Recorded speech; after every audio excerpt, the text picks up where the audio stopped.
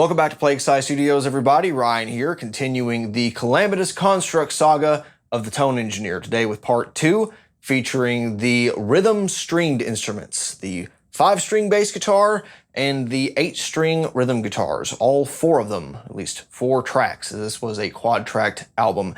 So this will be touching on the recording side of things, but since that isn't so labor-intensive as a guitarist, especially compared to poor Paris on the drums, we'll be mostly talking about things like reamping, some light post-processing, and in general, a lot of the mix elements, as that was a bulk of the work. So we'll get right into it, starting with the bass guitar. And the reason I wanted to group these two together is because the bass tone and the guitar tones very much played off of each other. The bass guitar oftentimes was played in the same register as the guitar, since the guitars were tuned to F standard in an 8-string configuration. So this string is the lowest equivalent note, and even when it's tuned down to E flat like the guitars were on one song, they were in the same register, whereas the low, B flat string or A flat on one song was an octave below the 7th string on the 8-string guitar. So when these things are playing the same sort of melodic or rhythmic passages, you kind of have to meld them into one instrument to make them sound right. And that doesn't mean just gutting all the low end off of the guitars and letting this thing do all the sub work. It means finding complementary distortion tones, as I very much like a high gain bass kind of sound, as you'll see. So all these things, once again, just like the drums, were not made in silos. I didn't just pull this off the first time. They are very much an iterative process, just like the drums, and you'll arrive at different sounds as a result. If I did this again, I'd probably come up with different sounds. But ultimately, I say all of that to drive home the point that the bass guitar tones and the rhythm guitar tones by themselves, especially isolated away from the drums and stuff, might not sound so impressive. It may not be like the most mind-blowing thing you've ever heard, which this album is not going to be. That's not the point. But they work better in conjunction with one another, and that's just the name of the game with mixing.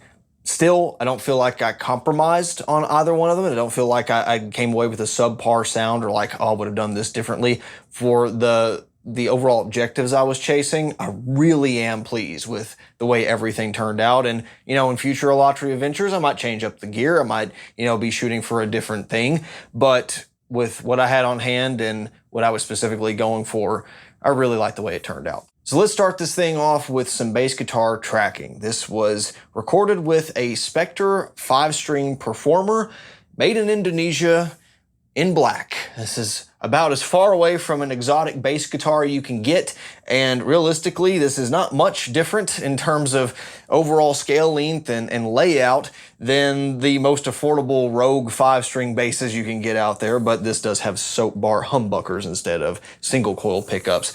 But I wanted something that was just a little bit different than the neck-through Wolf 5-string I used on Children of the Stars that had active pickups and a preamp, and this one's just a little bit more, shall we say, clacky and twangy, and just very much reminiscent of a lot of those early 90s to mid 90s death metal bass sounds. This isn't quite, Alex Webster style, but it's pushing that territory.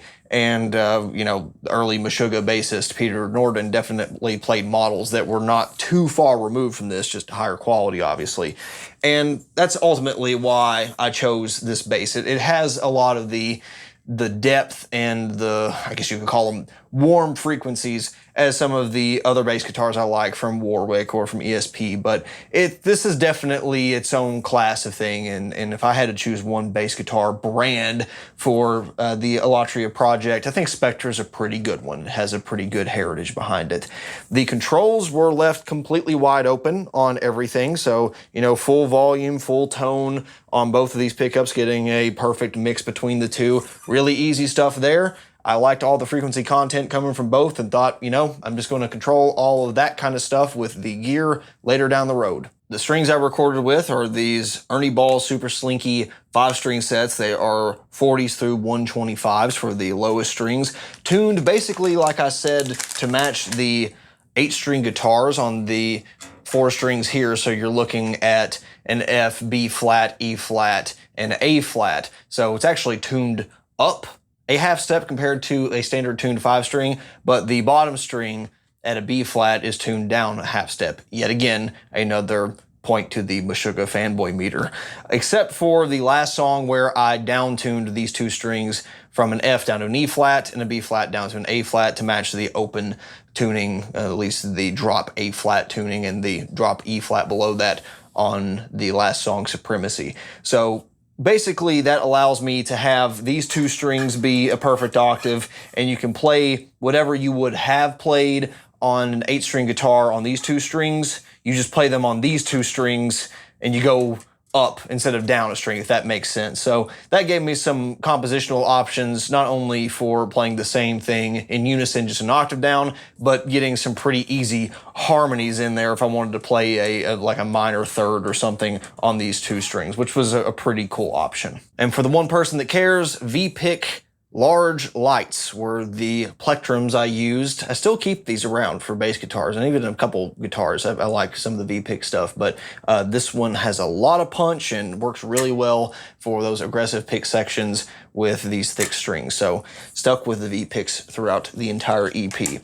Now for the recording part. This is quite a bit more simple than my guitar signal chain, and in essence I could have done the same thing on the guitars, but I wanted to do something a little bit different, and I'll get into that momentarily. But for the bass guitar, just like Children of the Stars in a lot of ways, I used a Fractal Audio Systems device to monitor the sound. But unlike Children of the Stars, I didn't record with it. So what I did was use the FM9 with its USB audio interface capabilities, monitoring the process signal, the preset I made to get a close to album quality sound. And then I used the clean DI output of that USB interface, since it is 8x8, so there's multiple channels you can record simultaneously. And I just recorded the clean signal of the bass guitar, set the input gain on the device to, basically be right under clipping with just a little bit of flashing in red if I really got on it, but nothing that's going to completely squash the sound or make it sound bad. And all I recorded to Cubase was the clean bass signal.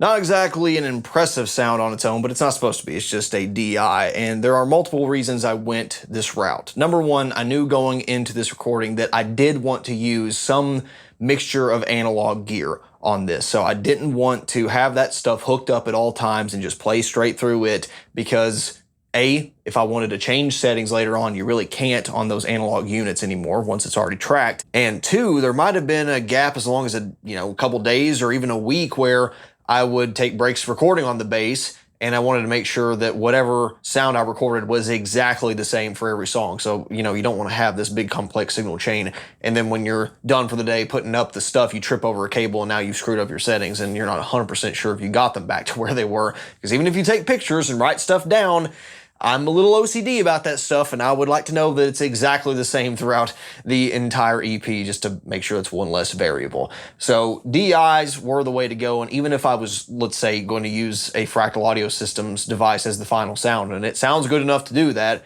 I would still do it this way and reamp at the end, because you don't lose any signal, right? I mean, the Fractal stuff it's a studio grade piece of gear. The signal to noise level is better than most, high quality DIs out there.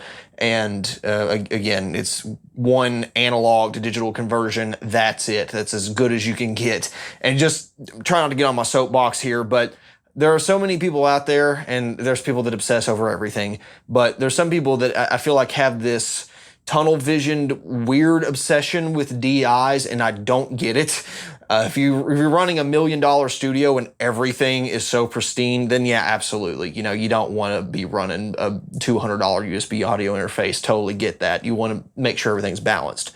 But in that same vein, if you're like me and just some jackass in your spare bedroom studio, it does not make sense to obsess over, thousands of dollars worth of these DI boxes or special audio interfaces, because the signal to noise level is so good, even on budget products, that you'll never hear the difference. If you're recording the most pristine acoustic instruments or an orchestra or stuff, again, I kind of get that.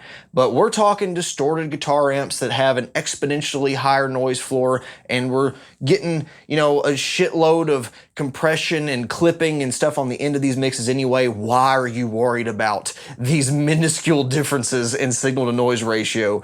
They sound identical. My little Scarlett 6i6 that I recorded the guitars through sounds identical to the, actual out loud in the room sound plugging into an amplifier. It's all about priorities and having a balanced setup. But I just want to throw that out there that, don't get too lost on these little details when in the grand scheme of things, it doesn't matter. And, for me, are we heavy metal or not? A little bit of noise ain't going to kill us. You don't want it to sound like trash, but let's be real here. Speaking of budget-friendly solutions, that brings us to the reamping part. For that, I have the signal coming out of my Scarlett 6i6 out of, I think, output 3 or something of that nature, and going directly into the plain Jane blue $100 special radial reamp box, turned up to the level that it matches my regular guitar and bass output levels. This goes into all the analog gear that I used for the EP. It's the same signal chain I use for every video I make on this channel that utilizes analog gear. And as I'm sure all of you recurring video viewers are going to agree, it sounds the same as just plugging a real instrument into an amplifier or a pedal. And of course, it transforms the line level to instrument level and keeps everything happy in terms of signal to noise ratio. And whatever differences there might be is completely undetectable to my ears, and definitely not going to be detectable with music, at least in the context of heavy metal music like this. So that's how I got the bass signal from this realm into this realm. For the bass guitar reamping, I did do something that I normally would not do with a straight guitar DI. 99 times out of 100 for a guitar DI, all the analog stuff is going to be doing the work. I will have, a noise gate pedal in the real world. I have an overdrive pedal in the real world. But for bass guitars, especially when you're reamping, but even if you're just working in the box, oftentimes you're going to have a split signal chain for heavy metal. You can slap some pedals in front of a bass guitar amp. I did that for Children of the Stars virtually with the AX8. Sounded good. But the standard kind of is to have a cleaner low end sound, kind of a low pass filter to get rid of some of the high end. And then on the opposite side of the crossover with a high pass filter, you put that through a more dirty bass amp sound. And this gives you some aggression without losing the clarity of the low end and giving you just a non-crappy sounding bass note to work with. Because when you highly distort bass, it sounds like shit on the low end, quite frankly. If it's not a full-blown fuzz effect and you're not going for that, it's no bueno. So that's kind of why the standard is to have a split signal. So not only did I reamp some of these things with different amounts of frequency content, a la, high pass filter on one or low pass filter on the other, but I also used a VST compressor. Now, I'm not 100% sure if I use them on all my signal paths.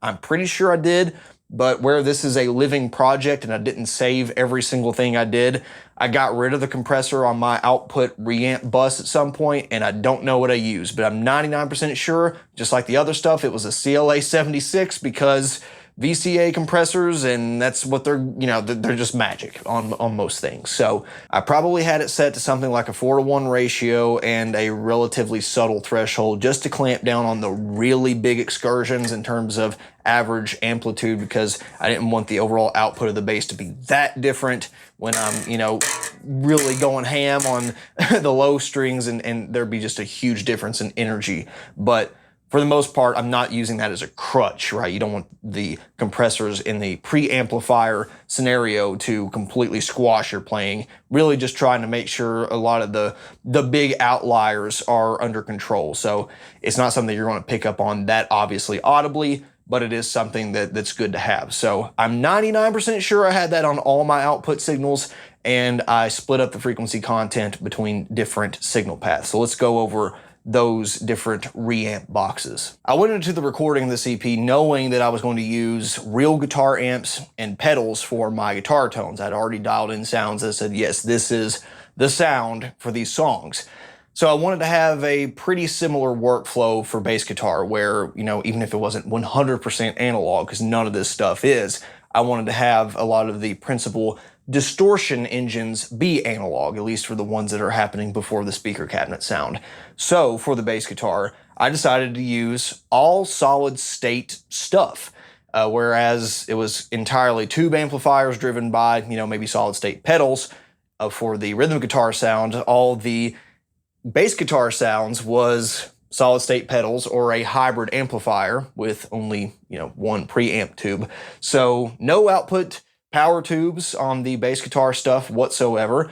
But instead of doing a bi-amped signal, where I described earlier, you kind of have the clean low thing and the higher gain, high frequency stuff, I decided to go a little crazy and do a tri-amp setup where the low signal and high signal are a little more separated than usual, and it's filled in the middle with a honkier kind of mid-gain distortion, and there's a more subtle crossover between each of those regions, and I think this was a super successful tone, and I'm in love with this sound. This was something I actually experimented with at first on the Fractal FM9 because it had the horsepower to run all this stuff simultaneously, and you can have up to 4 cab sounds in parallel if you dial it in that way. And I found a pretty sweet secret sauce to get this kind of articulate but fat bass tone I was looking for, and I replicated it here. So the overall ideology is very close to the way I use the rhythm guitars, where I had sort of analog tone generators for the distortion engines, but I used impulse responses for the cabinet sound. You can plug straight into these things, and they actually either have like an onboard cab like this VT bass DI does. It's kind of like a, you know, low pass filter, nothing that fancy, or you can even load onboard impulse responses on this Alpha Omega from Dark Glass. But some of the other gear involved in this outright lacked that capability, and even if it didn't, I would want to have that flexibility after the fact. That's kind of half the reason I like impulse responses. Yes, they sound exactly the same. Like if you do not completely drive your speaker cabinet to shit and the speakers aren't compressing to death, they're going to sound pretty much identical, and especially in the context of music. But I like the ability to be able to change the cabinet sound after the fact if I find something's not working, even though I thought it would at first. So here's what I ended up using. The relatively clean low end was held down by this Tech 21 VT bass DI, which, as the name suggests, is kind of like their analog DI take on an Ampeg SVT, and you can actually blend in a different type of amplifier, but the settings I have, it's entirely SVT. I fed, essentially, if I recall correctly, everything 100 hertz and below, probably a really shallow low pass, like we're talking 6 decibels per octave, into this pedal. So there wasn't a whole lot of high frequency content going in here on purpose, again, with that aforementioned very light compressor in front of everything. I have the byte switch engaged just to make up for a little bit of that missing high-end content, but it's not doing a whole lot since I'm nuking so much of it before this pedal. And most of the tone controls don't actually deviate from noon too much. The level, blend, like that kind of stuff, character, that's all determining how loud the pedal is and the amp profile, you know, this being an SVT. Everything else, mid, you know, a little below noon, low at noon, high about, you know, 1, 2 o'clock. But the drive is below 12 o'clock, around 10, 11, but it's not clean, but it's not super distorted either. You'll hear just kind of a fat, not quite fuzzy, but just a dirty compressed sound, and that's exactly what I was going for on the low end. The last thing I wanted the bass guitar on this album to sound like is your typical contemporary dingwall djenty thing. I wanted this to have a little bit of nastiness throughout the entire frequency spectrum, but without being too pokey or too overwhelming. And this got me some of that natural breakup compression, and it still doesn't sound like a pedal, especially by the time you finish out the signal chain, because on its own, yeah, it doesn't sound that great, especially unless you turn on the cabinet sound here, which I didn't use. But for all of these signals, I reamped these through Cab Lab, the old version at that, now the old version, using different impulse responses. And for this signal specifically, I landed on an auto cabs impulse response using the Ampeg 8x10 accompanying cabinet, so very much fits the theme here with the Ampeg sounds. And as I said in the video going over a lot of the auto cab stuff, why are you dropping frames? That's very odd. Anyhow, as I said going over these impulse responses in that video, I was very impressed with Auto Audio's take on the Ampeg stuff, on the Marshall stuff, and I ended up using a lot of those sounds on this EP as a result. I guess G-Sync thinks this thing is in full screen or something. I don't know what the hell's going on. Ignore that. Anyhow, moving on to the next part of the signal chain, we have, not this one, the Alpha Omega Ultra from Dark Glass. This is kind of now, I guess, an outdated version of this pedal because I think they have like a more digitized thing going on. But essentially, this has two distortion engines you can blend between and a shitload of gain on tap. And there's not a ton of pre-distortion controls. There's actually less than I would like, and it's not really a crossover thing either. But as far as just a drive pedal and a really cool alternative to the typical, B7K type sound, this is a really cool one. And I really like both of the distortion engines maxed out, the Omega being kind of this fat, more vintage thing, and the Alpha being very reminiscent of the B7K, but kind of edging closer towards the Omega part was the gain sound I really like out of this for this particular material. Blend, almost entirely full, but we're about 3 o'clock there, level at max. Drive at max because the way I'm using this, I'm not using this signal by itself, and I wanted this one to be driven to snot. Likewise, I was planning on EQing this stuff anyway, so I just got rid of some of the offending frequencies and content that I knew I was going to be dialing out anyhow, like the low shelf from 250 hertz, got rid of that crap entirely. You'll see why momentarily, and I left the other ones exactly in the middle just to give me some stuff to work with. Growl was not pushed in, and bite was pushed in because having the low end being taken care of by that guy, and just, again, adding a little bit of pick articulation in the equivalent of a bright switch. Everything else on and doing its clacky little job. Just like the last pedal, I ran that through an impulse response, and for this one, very similar setup, but a different vendor. This one is an ML Sound Labs SVT bass mix. Not exactly sure what exact cabinet or the precise microphone mix. This one might have been a 4x10 instead of an 8x10. Whatever the case, it sounded good, it fit the character, and again, kind of fits with the theme we're going for. I tried a couple Dark Glass 2x12, 2x10 sounds, and I just didn't like what I was getting, and I felt like that distortion character blended better with an Ampeg cabinet.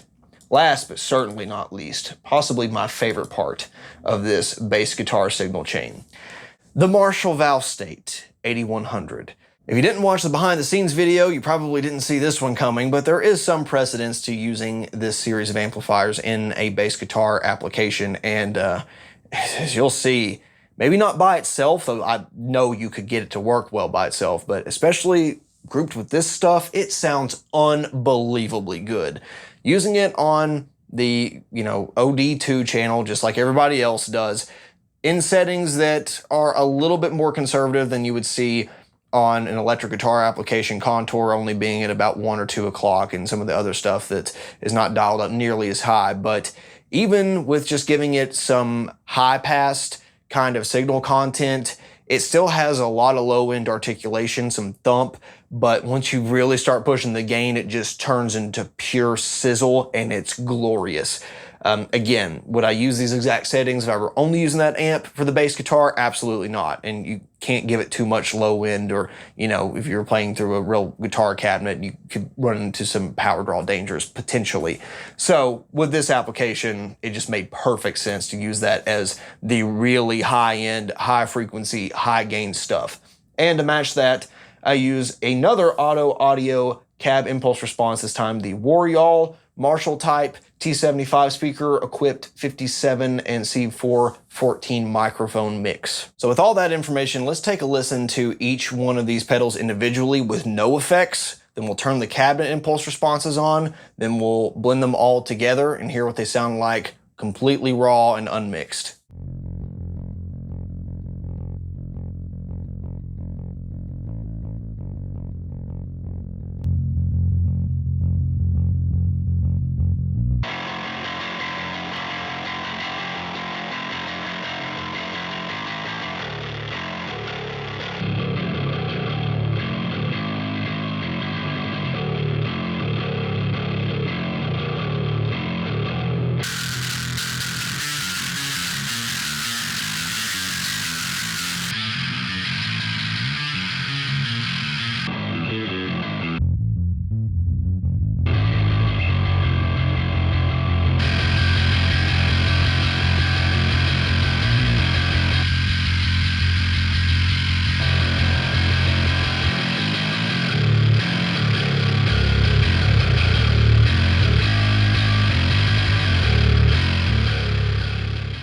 Hopefully you can already hear the benefits those cab impulse responses are adding, and even without them being in the correct levels in terms of the mix and having some post-processing.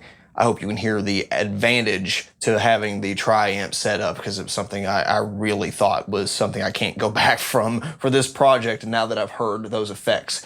As for the mixing of each one of these tracks, you'll see some fairly aggressive EQ to dial in exactly the frequency content I want each one of these pedals or solid state amps to be contributing. So starting with the low bass track, I'm gutting a lot out of the 500 hertz frequency range and even down around the 240, got about 5 decibels going away from there. Pretty aggressive low pass at 4,000 hertz and around a 50 hertz down to 40 hertz roughly high pass that you'll see on a lot of these tracks, that even though, yeah, it's a bass, you want a good amount of sub, but there is so much sub content going on that, you can't have all of that be present and still not sound completely muddy. So I am strategically cutting a lot of that stuff out early on before it starts hitting compressors and downstream post-processing. After that, I have another typical instance of Focusrite Red 3 with some settings that are fairly conservative, 2-to-1 ratio, pretty fast attack. This is really just getting a lot of the big excursions again that maybe aren't being picked up on by the compressor before the amplifier, and doing something a little different, trying a sub-harmonics generator just to add some really low end, and that's exactly why I cut some of the real sub bass stuff down to 40 hertz on the output there, because I'm making up for it here, and just to get a little bit more low end oomph in frequencies that don't collide with the kind of sub kick sound. This is more feel it in your chest kind of stuff that I wanted to try to replicate. That I was really liking some of the sub generator stuff I was trying on the FM9, and this was a good opportunity to try that out. As for the middle bass sound, we have an EQ that is not nearly as aggressive because, like I said, this is something that is pretty flat in terms of the way that I had it dialed in, and I really just wanted to cut and dial up some frequencies that you can't on here. Like, it has a shelf, but you can't do a high pass, low pass, which is exactly what I mostly focused on here. So up to 140 hertz was the high pass, which makes sense because a lot of the low ends being taken care of here, and a low pass of 6,000 hertz, which again kind of makes sense because I had the high shelf at the neutral position here, little bitty nips and tucks on some of the other frequencies. Otherwise, I just had a gate on just to, kind of silence it between tracks and when the bass needed to be quiet, and that's it. So that pretty much took care of everything I needed to on the dark glass signal. And for the high-end valve state stuff, this one was a bit more boosted in the mid-range because, surprise, surprise, the valve state has a deficit of mid-range, at least those Marshall frequencies that you would typically think of when you have the contour above noon, but it still does some really nice things to other frequencies that I don't want to get rid of. Still, I want this to be the high-end thing, but there's so much high-end that I could absolutely stand to nuke 4,000 hertz and above with a gentle 6 decibels roll off, or decibels per octave, I should say, roll off. And there was still plenty of high-end bass guitar stuff. And obviously, this were by itself, it may not sound as pleasing as if you kept a lot of this frequency content, but it has to meld with the rhythm guitars too. So it had to give those space for the vocals, the cymbals, all that stuff. And on its own, I think it still sounds really mean. And a high cut of about 80 hertz because there wasn't a ton of bass content left there. Some in that 140 to 200 hertz regions that I wanted to bolster, but as far as sub content goes, really not a whole lot of anything. Again, another noise gate and a Cab Lab instance that we already went over, and that was it for the individual tracks. Most of the work came with the bass bus, just like the kick drum and snare drum bus. This is where all the tracks get summed together and where all of the magic really happens. Although there wasn't a ton of processing needed for the bass guitar compared to the kick and snare, because I was, the one dialing them in. So I kind of worked towards that sound at the source and therefore didn't need to do as much, even though there was still some rather extreme cuts on the low end. For EQ, yet another pass of high-end reduction at 6,000 hertz. On previous tracks, I probably could have implemented a 12 decibel per octave filter instead and not have to do as much of this, but my philosophy with mixing is do a little bit at a time on every track. If you're doing things in a serial configuration, that typically gives more natural results for me instead of doing everything at once, just like the compressor example. Little bitty nips and tucks here, fortify some of the mid-range, cut some honky frequencies I wasn't liking, and again, kind of cut out some of the problematic sub-ranges. Some of this I probably wouldn't have to go so hard on if I wasn't using that sub-octave generator thing, but I like the overall result, so I kept it in. Here's one star of the show, the double tap plugin. So this is from Submission Audio, and this is their version of a multi-band compressor for bass guitar specifically, and I absolutely could have gotten probably typically the same results for this kind of sound with maybe like C4 or something else that had a little bit of saturation built in, but this was a no-brainer. It was on sale. It sounded really good in the demos when I tried it, and I just really like it. So I don't know exactly what the saturation is doing between grunt and glue.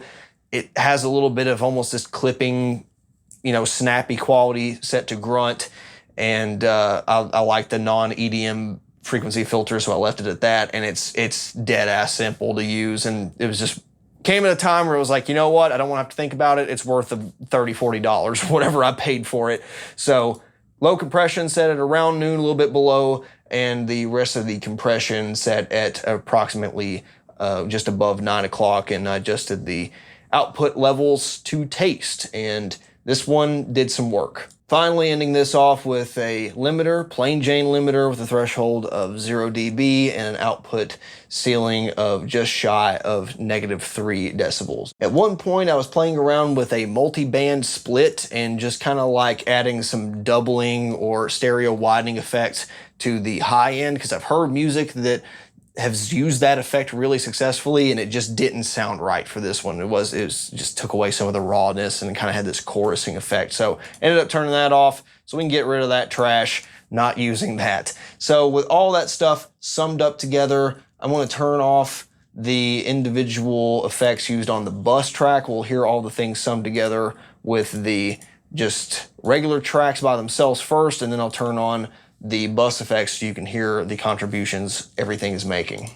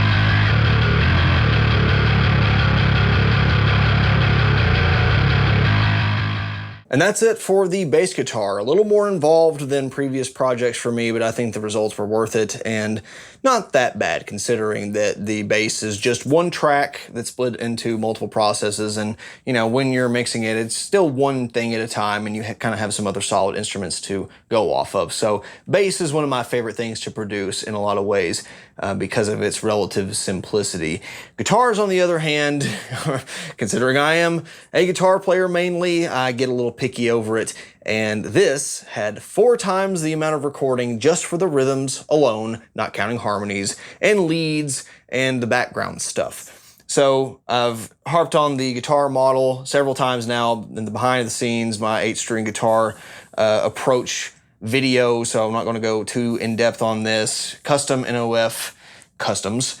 Super Typhoon prototype with a fixed ABM bridge, 28-inch scale length, Lundgren M8 pickups, wide open the whole time on the bridge only. And the cool thing on this is, though the volume and tone were completely at 10 for the rhythm guitar tones, the lead guitar, I only utilized the tone as my tone changing thing in terms of the guitar voicing. I didn't never switch pickups, but for the rhythm stuff I'm talking about today, everything at 10. Though my bass tracking monitoring device was the FM9, I actually used the Kemper Profiler as my monitoring device while tracking guitars, basically because I wanted to try it and do something different.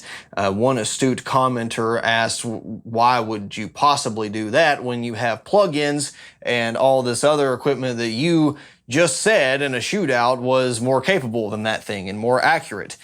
Because I wanted to use it more before I sold it, really, is one of the principal reasons. And also because I shot a really good profile that sounded a lot like the amplifiers I ended up using. And it deterred me from changing tones and fiddling with settings because that's not the time and place for that. I just wanted to track stuff and be in the zone for that. And that actually did facilitate that kind of work and didn't motivate me to change stuff after the fact or just jam and get lost in, you know, what I'm doing. And the FM9 bass patch kind of did that too, because it was a little complex and kind of deterred me from mixing it or changing it in that way. So I got my money's worth out of the Kemper in that application, but I'm fine never using it again. Kind of scratch that itch. But one nice thing with that is even though it didn't have USB capabilities in terms of the audio interface stuff, I just had a bypass on it and going out of the clean output kind of clone input going right into my Scarlett 6i6 input, it worked just fine. Again, no signal to noise issues, and I measured it on the meter and using some other different verification methods, and there was no change. So it did what I wanted it to do, and just, again, a nice change of workflow for the recording side. Recording the guitars required a few more compositional tactics compared to recording the bass guitar, because you have to think about what's harmonizing between the two guitars. For me, you know, even though I'm quad tracking it, I'm still thinking about this composition in a way of how would I replicate this live? If I had 2 guitar players, me and somebody else, you know, we can't have a quad sound. We can't be doing a 4-way harmony. So what side's doing the root note? What side's doing the fundamental? What side's doing the harmony? Or does it make more sense to, you know, because we have this stereo image to play with, should I do one left side play, let's say, the root of the scale, and one left side do the third of the scale, and then do the exact same thing on the other side, but kind of invert the levels? So there was a lot of thinking around that in terms of what gets tracked on which track, and there were sometimes I changed my mind after the fact, and I would actually cut out one take from, you know, one track and move it over to this one.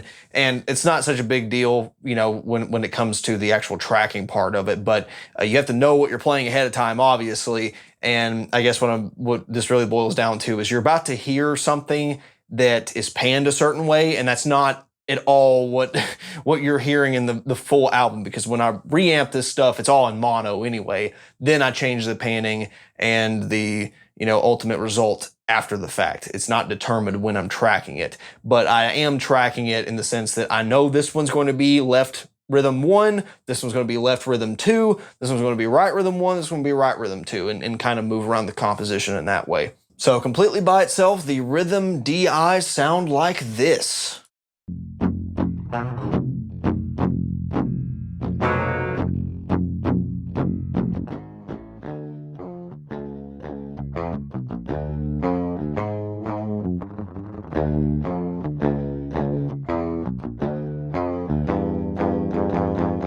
How exciting. Again, this is an electric guitar DI. It's not supposed to sound great on its own. It's supposed to give you options. So what are those options? Well, for me, they're nothing that special. This is a heavy metal mix. It's not going to be something that you've never seen before. This is a signal chain that is kind of a tried and true boost pedal, high gain amplifier, 4x12 cabinet mix. Voila. You know, it's not quite as generic as Tube Screamer 5150, Marshall V, or even worse, Mesa V30 cabinet. But, you know, this stuff isn't that far removed. And just like the guitar selection, some of the gear selection I used here is yet another reason to chalk this EP up as a 9 out of 10 on the Meshuggah fanboy meter.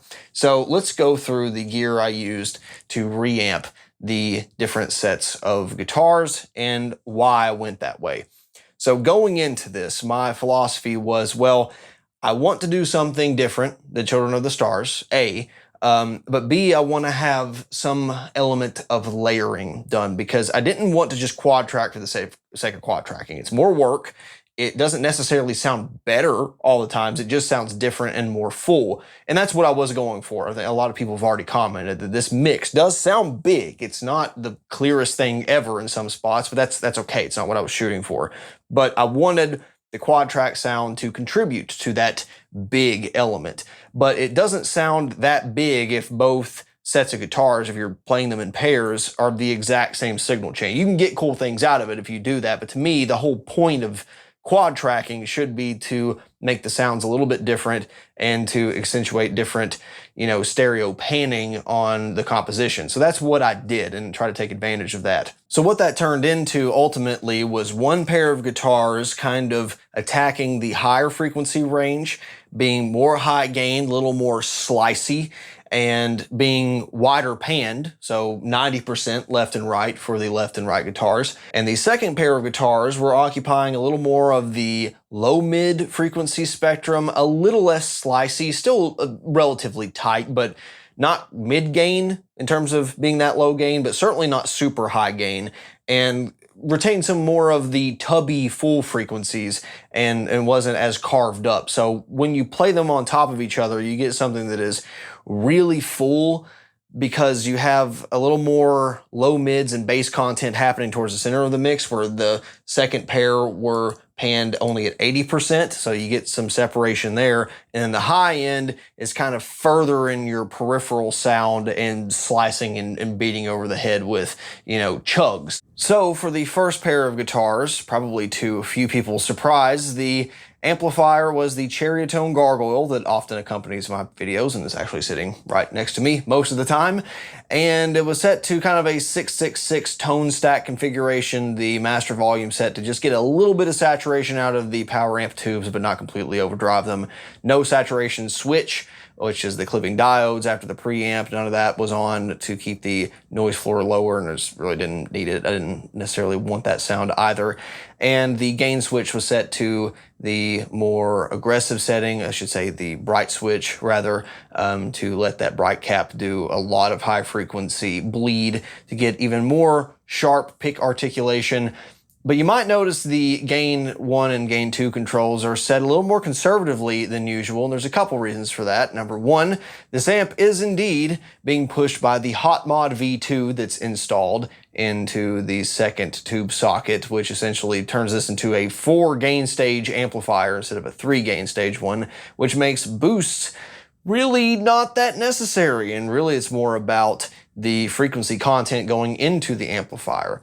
Nonetheless, I used a fairly conservative type of boost on the Dirtmonger Instruments Night Serpent, which is their take on, well, it's a grind, it's a 33, it's an integrated preamp circuit, which I repeat myself, but this one allows you to either keep the treble and bass controls or bypass them entirely for the preset values that you'll find on the grind and 33 pedals.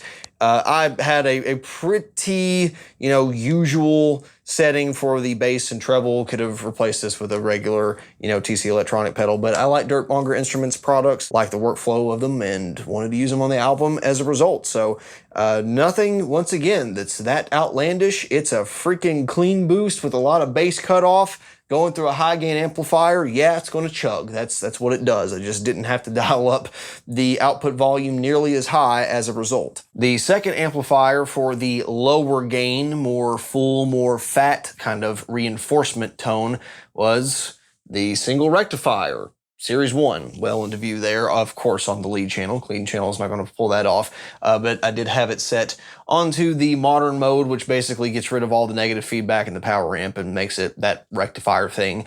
The single rec is definitely more bright than the dual recs of the period, and I kind of dialed it in accordingly to tame a little bit of that, but it still has some hi-fi fizz, even though the higher mids aren't as present, and I just feel like the overall frequency response of this amplifier and a hot-rodded plexi of any variety really complement each other, like stupidly well, to the point that it's kind of hard to hear one in the mix without the other now. The rec sounds great on its own, don't get me wrong. I love a good recto boosted and even without its own complementary V30 speakers, it works great. But for an in-your-face, really chuggy, tight guitar tone like this is a match made in heaven. I absolutely love it. That amplifier was pushed by the Dirtmonger Green Slide, which unfortunately I heard was discontinued. So sorry to those that wanted that pedal and was unable to grab one, because it's a very, very capable tube screamer style circuit. Is it probably more than anybody will ever use? Yeah, and I can see why it was discontinued. But on the IC clipping mode, aka no clipping diodes in the soft clipping section, you get a very high output capability, and dialing in the attack switch allows you to get some clean output level and kind of tighten up the bass response. So it was tighter than your typical tube screamer, but certainly not as filtered as stuff I would normally stick in front of a single rec just to use it as an 8-string amplifier by itself. But using that in conjunction with something that was really tight, maybe overly tight by itself, had exactly the amount of fundamental I wanted. It had the thud, it had the chug. They complemented each other really well, and I just love the distortion engine that this created for this album. Of course, a tube amplifier is all but useless without a complementary speaker cabinet, or at least one in the virtual realm and some hardware to make it work in that way. So for all the tube amplifiers, and even the valve state, just in case, not that it really needs this because it's solid state, but just in case, all of these were reamped through the Sur reactive load to provide a greenback style impedance curve, and that got plenty of reactivity and allowed me to record these amplifiers in a home setting without completely bursting my eardrums, which is always nice because you could just set it, for record the entire EP for 25 minutes, walk away, go do something, come back. Oh, it's done. Let me reamp the next track. So that's kind of how my workflow was for all these pedals and stuff. But that provided a solid foundation to give the impulse responses plenty of life, and of course provided feedback for the power amps to sound like real amplifiers in action, because as far as the power amps are concerned, they're connected to a real speaker, even though they're not.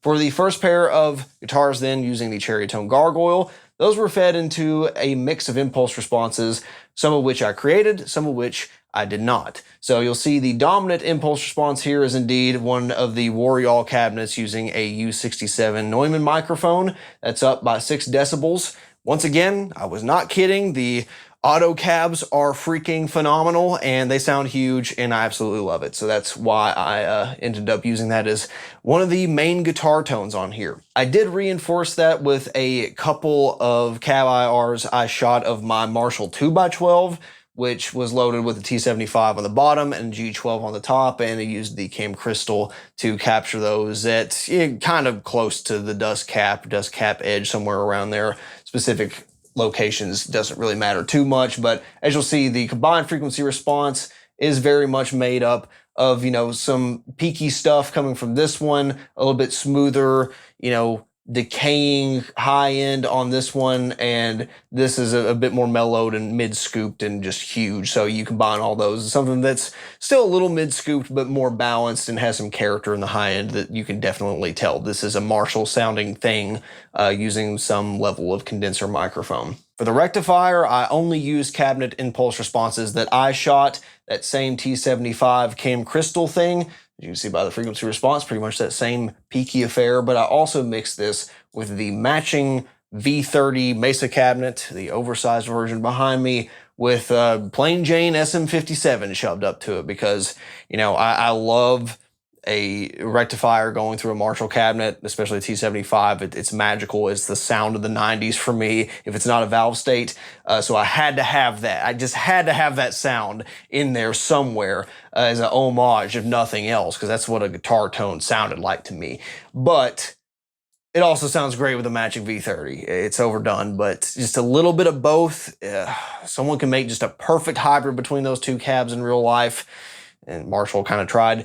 I would be a really happy boy. So as you can see, definitely more apparent on the low end, and then you kind of get a pretty heavy spike right above 2000 hertz, kind of it's in a similar region, but right below where the other guitars spike, and that very much helps complement that interlocking puzzle piece of frequency responses I spoke about earlier. So let's listen to the first pair of guitars by itself, then the second pair of guitars by itself, and both of them mixed together with just those cab impulse responses, the raw amps, and nothing else.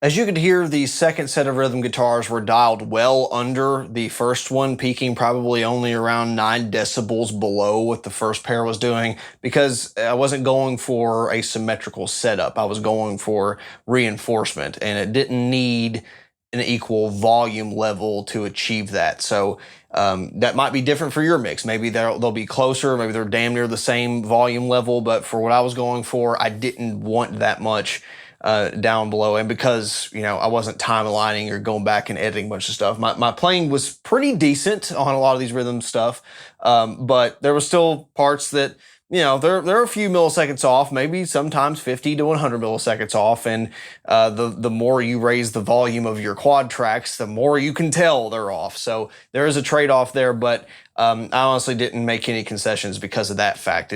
I just dialed them up to achieve exactly what I wanted to tonally, which kind of sucks because you put in twice the amount of work for maybe a 50% change in tone at most, but I was kind of no compromise on that point. I'm not going to go like 8 tracking like, you know, James Hetfield or anything, but I was willing to do that. Let's go into the individual mixes here. You probably noticed that the left and right guitars for group 1 went to a rhythm 1 bus. That's where the cab IRs were on. And the same thing with left 2, right 2, they went into a rhythm 2 bus. Both of these will go into the rhythm guitars bus to mix them further and add some more post-processing. So let's go into those first level buses here with rhythm 1 and rhythm 2. So for rhythm 1, got a little bit of light EQ and a high cut at 10,500 hertz, because that's generally where a lot of the junk frequencies are. And for a lot of my guitar videos, I don't cut a lot of high end, especially that kind of stuff. But in a mix, it gets fatiguing and it's competing with the cymbals and stuff, and it doesn't sound wrong without that. So definitely needed it here. Again, 3 decibel bumps, roughly about 270 and 2200 hertz. And besides the sample delay I had just to kind of make some things offset a little easier. I had a small NS1 instance, again, just like the drums that I had this on, just to kill the noise whenever there was a break in songs or the rhythm guitars were bowed out. And then actually for Rhythm 1, I decided, just on a whim, honestly, I really loved the sound I was getting, but I decided to just make my impulse response mix a little different with curve EQ. This was a capability I showed in a video about this. It was a shit you need, I believe, in fact, how granular you can get on these EQ curves. And I just kind of went in there and screwed around in the freeform, honestly. I had something I was trying to achieve at first. I wasn't really matching anything, but then I just kind of played with the overall percentage of the mix and messed with the lines, and I came up with something that just, it worked, and I don't know why, and walked away.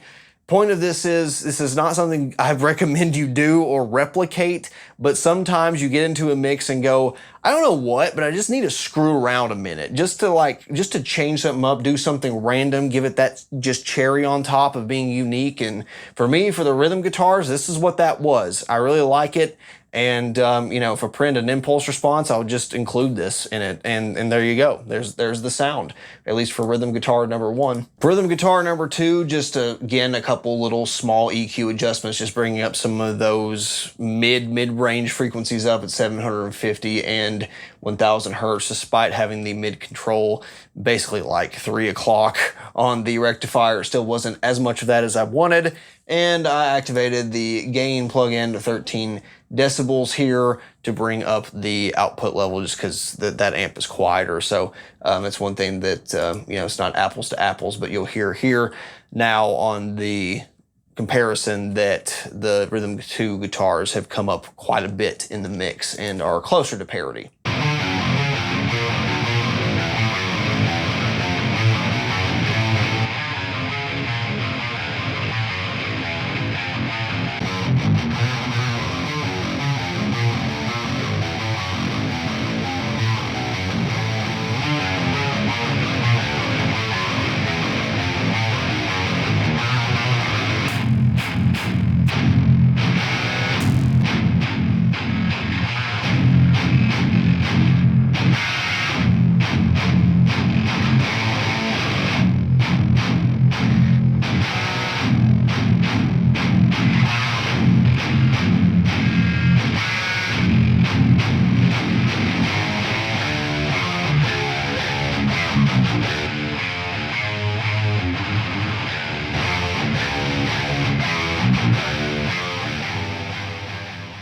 And finally, for the last bus of the video, the overall rhythm guitars bus, summing 1 and 2 together. And this one is the finishing touches, some of the really small adjustments that just get it to fit with the other instruments. This isn't stuff that I consider fundamental, you know, like guitar tone stuff.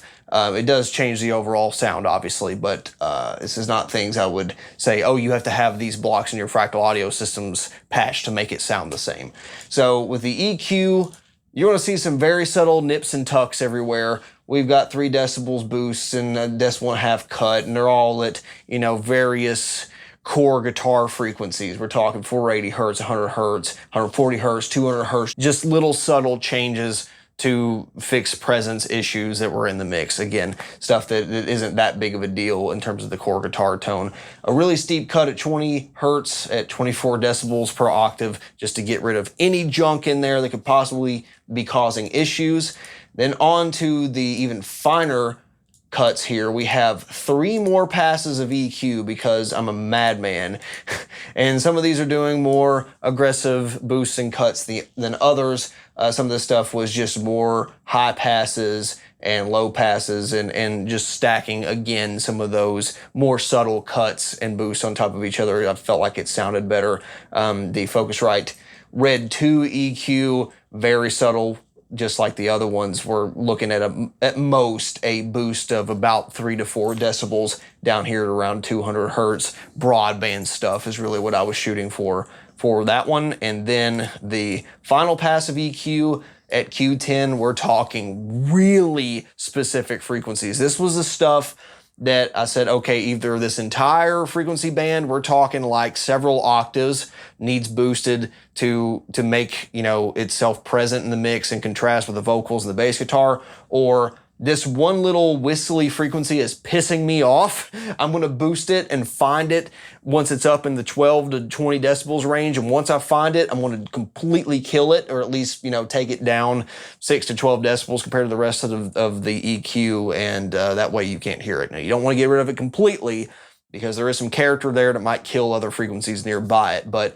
that's very, very valuable in high gain guitars. Find some of those whistly, shitty, not at all contributing to the musical tone of the instrument. Get rid of it, because then you can turn everything else up and you don't lose anything. It just sounds better. You're getting rid of noise. Some inserts that contributed to the big factor. We have an S1 Imager stereo instance for just increasing the width by about 15%. This is like painting the guitars a little wider than they actually are, and actually throwing out some frequency content and some sounds outside of the stereo space, or like hyper extending the stereo space, if that makes sense. So just adding a little bit more imaging in ways that simple painting can't achieve, because I'm sure there's some like phase stuff going on to get this effect. So not the most realistic thing in the world, but it's something that I wanted to emphasize and make the guitars as wide and full as possible without just being 100% panned, and you know, still leaving some stuff in the center channel, because where the bass guitar is in the center,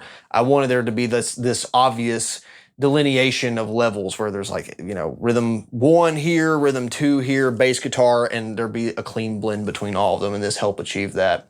I'm using Isotope Trash 2 as kind of a post distortion, if that makes sense. And this one's not the most aggressive thing ever, but I'm kind of using a grainy saturation preset that sort of sound like tape or analog distortion, analog console distortion, that is. And this is dialed in such a way, and in a multi-band instance, where it's not completely changing the character of the guitars. It's just really acting like a preamp of sorts, like, because I'm using impulse responses, so there is no microphone preamp. And this is kind of my substitute for that. And it's a trick that I really liked from some recent Humanity's Last Breath mixes, and I thought I'd give it a shot here, and I was really impressed. So again, once it's off and the guitars are by themselves, you don't really miss it, but in the mix, it just helps it poke out that little bit more, and it doesn't come at the sacrifice of, you know, completely ruining your dynamic range either. It still sounds metal. I had a couple things I experimented here with Wave Studio Rack, but the only thing I ended up keeping was Wave C4. This is a staple. This is simply a multi-band compressor to control the palm muting. As you see down here on the lower frequency spectrums, below 100 hertz, if there was anything that exceeded, you know, a high amount of low energy content, it would duck it. And that really only happened when all the guitars at the same time are going shunk, shunk, shunk. And that doesn't sacrifice the thud, the palm mute, or the fundamental note. It just makes sure that a lot of the sub and you know, trashy frequencies don't build up too much, and it still lets the bass guitar and kick drum do their thing. So that's a classic move, nothing crazy there. And then finally, another instance of gain, just to dial in everything in the end without screwing up any of the dynamic range or automation I had. So with all that, let's hear what the guitars sound like with some of these plugins on and off.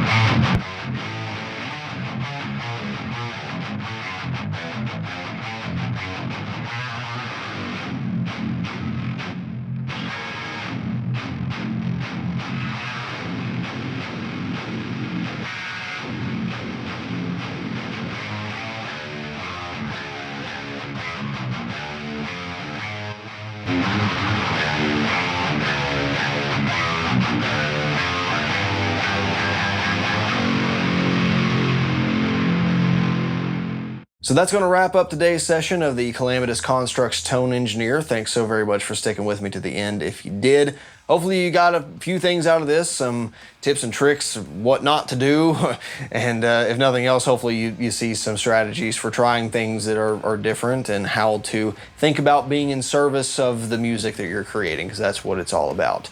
We're really in the weeds of it now, but we only have a few more things to go, and I think we're only looking at maybe one more video's worth of content. We're talking the lead guitar tones, vocals, and a few finishing touches on the overall mix, and that's it. So if you stuck it out this far, hopefully you can join us next time, and I look forward to that. So any other questions or comments about these topics, please leave them down below, and I'll see you next time. Bye.